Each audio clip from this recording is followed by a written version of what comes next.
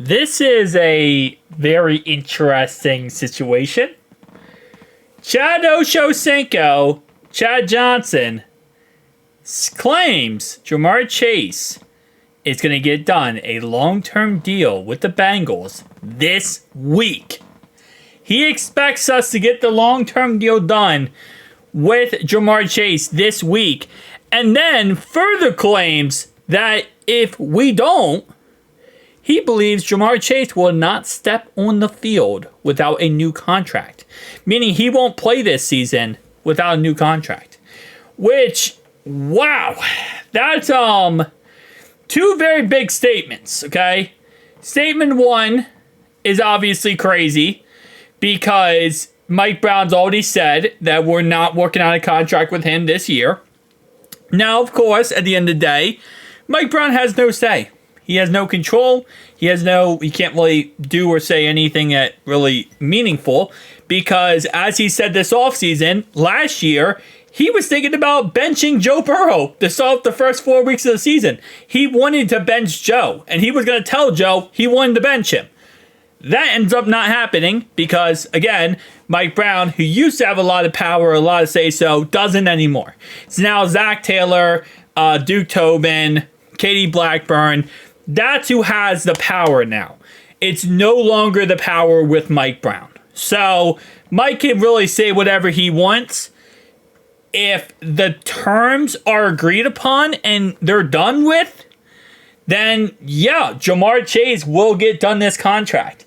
There is a situation, Mike Brown is in the conversation room. He is talking. He is, because at the end of the day, he is the owner. He does pay some of the money.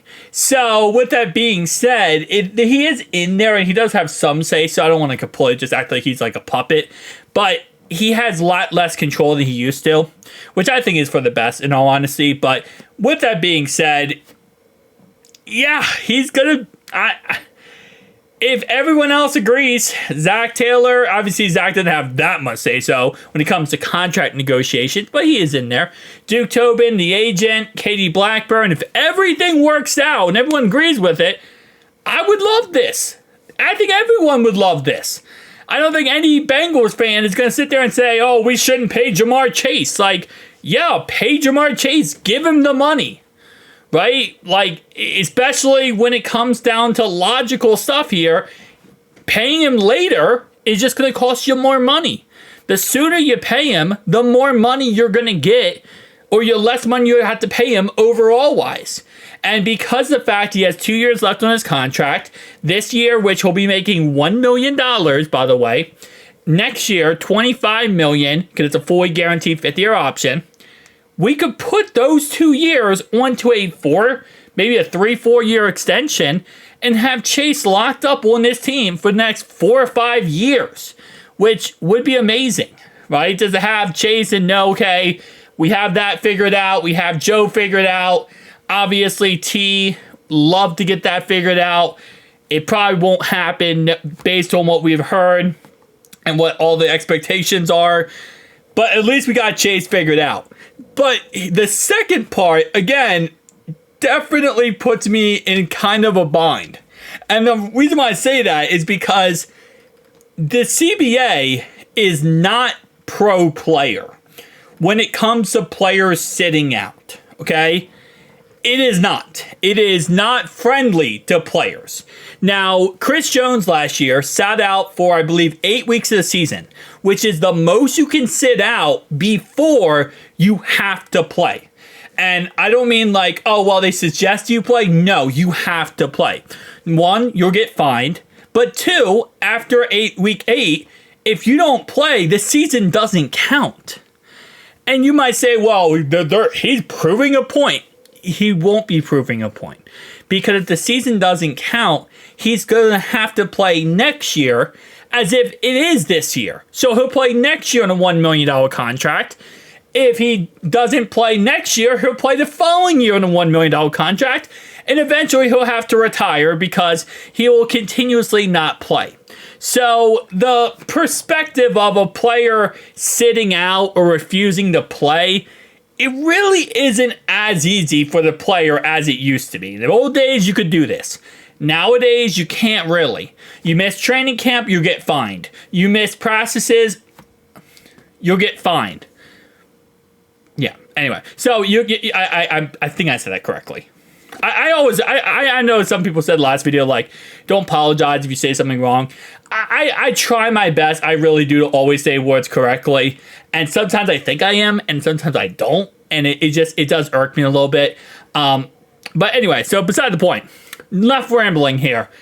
If a player doesn't play, he's not going to just be able to just magically everything works for him. Like, the NFL, the new CBA, they don't mess around with this. So I don't agree with Chad here that Chase just won't play. I mean, he could sit out the first 8 games of the season, but even then, you have to remember, this guy's on contract for the next 2 years, right? He has 2 years of contract, and then we have a franchise option if we really wanted to in 3 years. It's not like Chase is on the last year of a deal. If he's on the last year of a deal, it's a lot different of a scenario, right?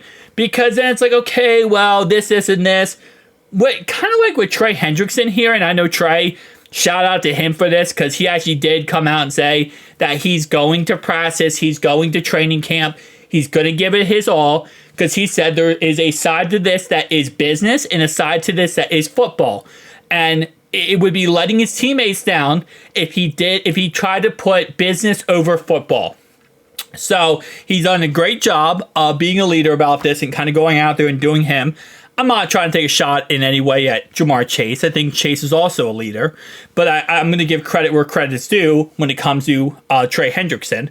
But he's also on a 2-year contract, and he also wants a new deal, even though he just signed a deal like a year ago. Trey, I love you, man, but I'm still on the fence about that, buddy. Anyway, beside the point. Fire your agent. Let's get back to the point. Point is, it's hard to kind of do this when you have 2 years left in your deal. Because the Bengals in no way are obligated to really entertain anything you want. As a team, you want to do right by your players. You want to make your players happy. You want to do as much as you can do.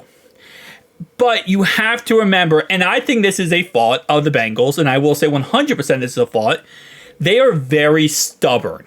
They are stuck in their ways, and they don't move forward. They like to do the same things over and over again, and they have the same mentality when you wrong them or when you go at them in any way.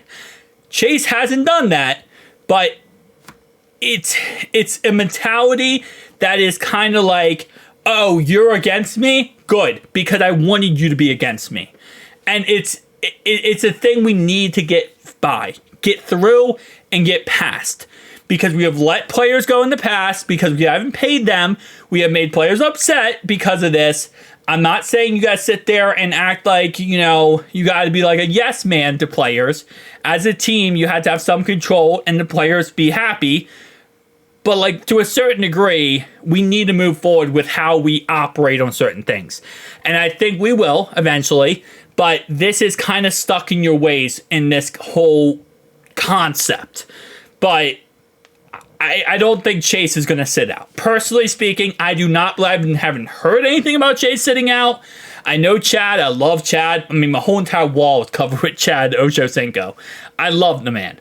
But I think sometimes, he does have connection with Chase. He does have a connection with T. Higgins and all these guys. But I think sometimes he talks like as more of a fandom. How do you put this? Like, he talks more like, he's like, hey, I think this is going to happen. I think that's going to happen.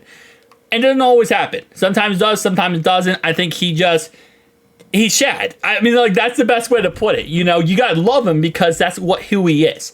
He's Chad Johnson, man. He just says some crazy stuff sometimes. So, I don't know if I agree that he won't play the field. Or won't play. But I think getting a long-term deal this week would be absolutely amazing. I would love to see that, and I would love to report on that. And hopefully it does happen. Hopefully everything works out and, Jamar Chase is on the contract, right? We want to keep our players happy. We want, you know, all of our players ready for the season. I mean, we have a Super Bowl team. This is a Super Bowl season. We have a Super Bowl team. You know, nobody wants any player on this team to be unhappy. So we'll see how everything works out. But tell me down below your thoughts and opinions. See you guys in the next one.